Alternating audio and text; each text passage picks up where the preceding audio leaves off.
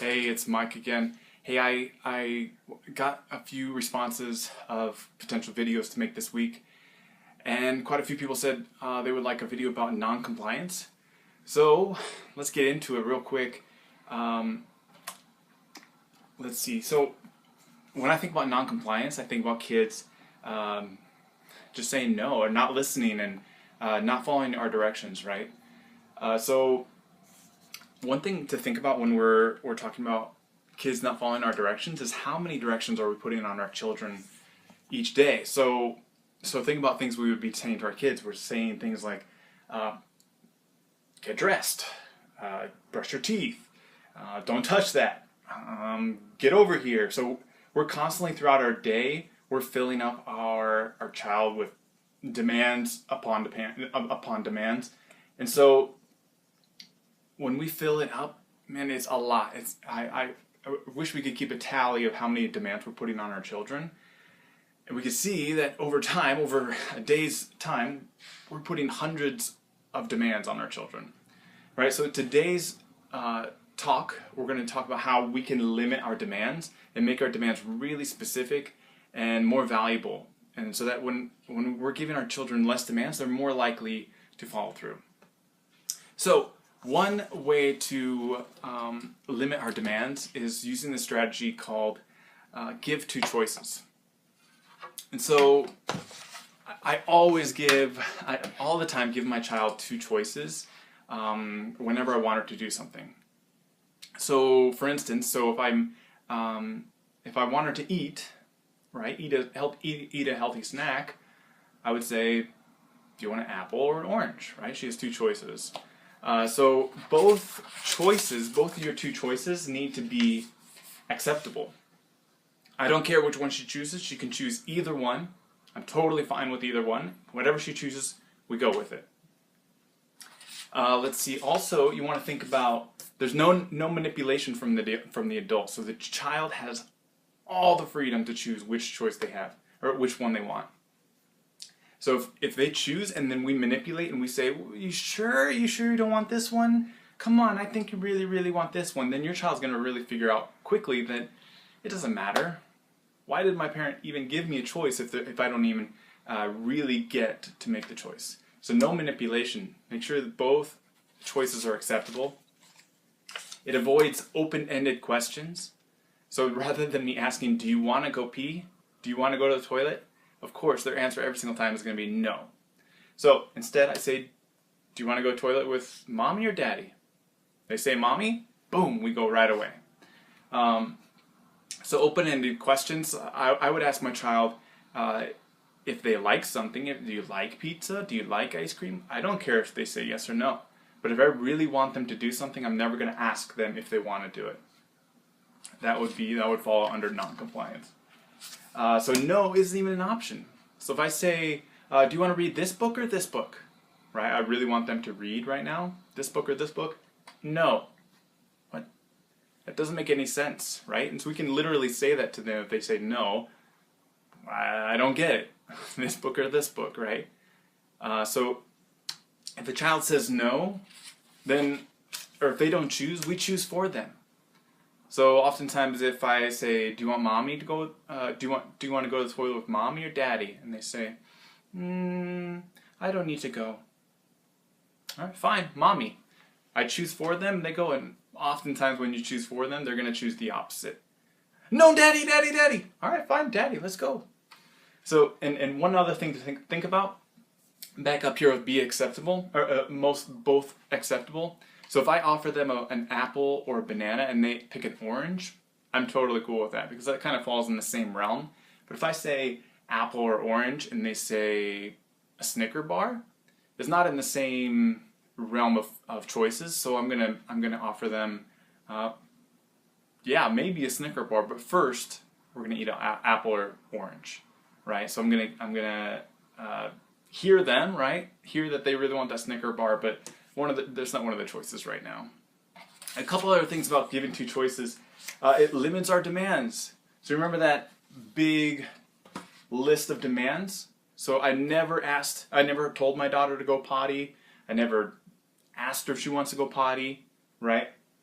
So I'm limiting those demands. I'm not asking my child or telling my child to clean up.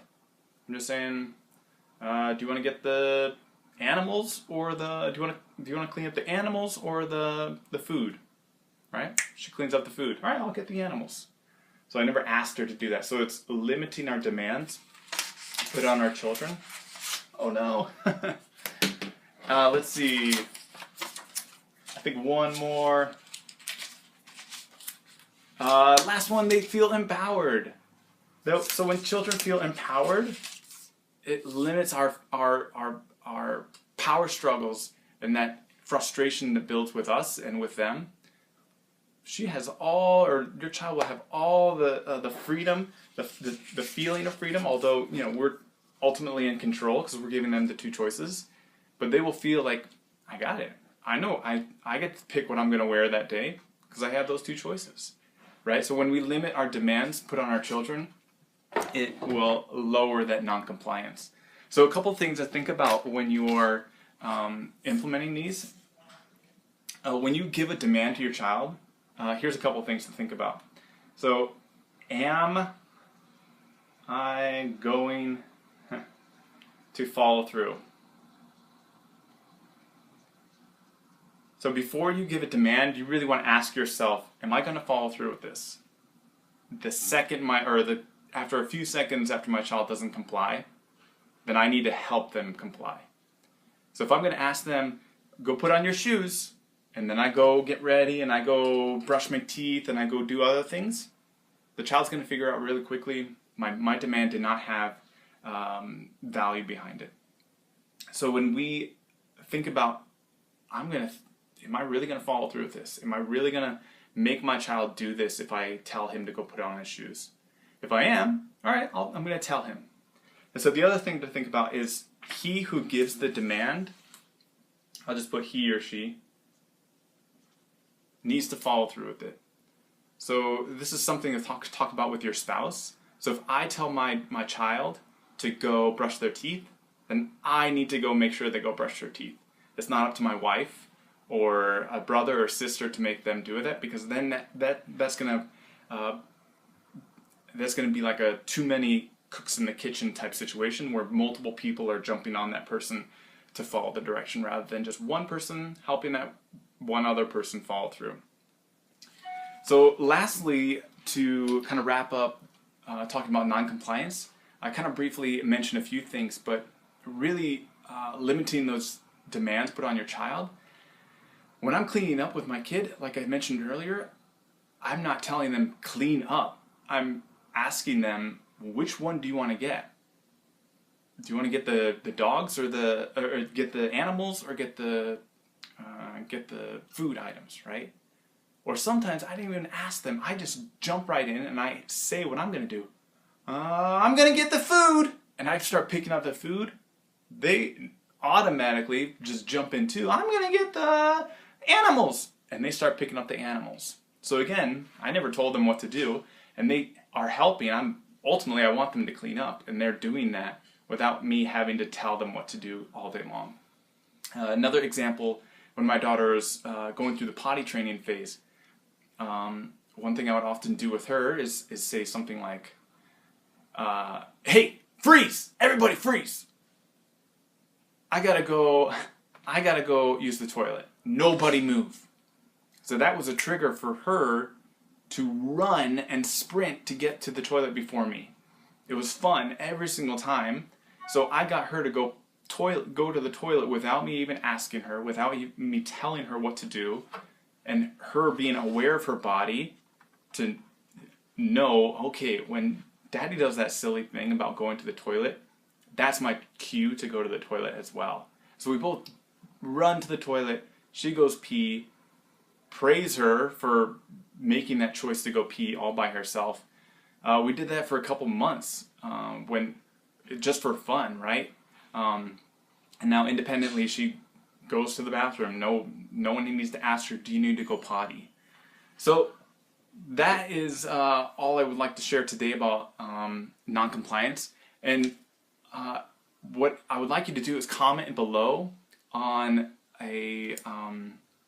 maybe a scenario, like bath time or bedtime, where people can offer up two choices. So, for example, if I put bath time as a comment, other people could reply with, do you want pink bubbles or blue bubbles tonight? Do you want to take a bath with mommy or daddy? So we're giving two choices that can help people get their child into the bathtub.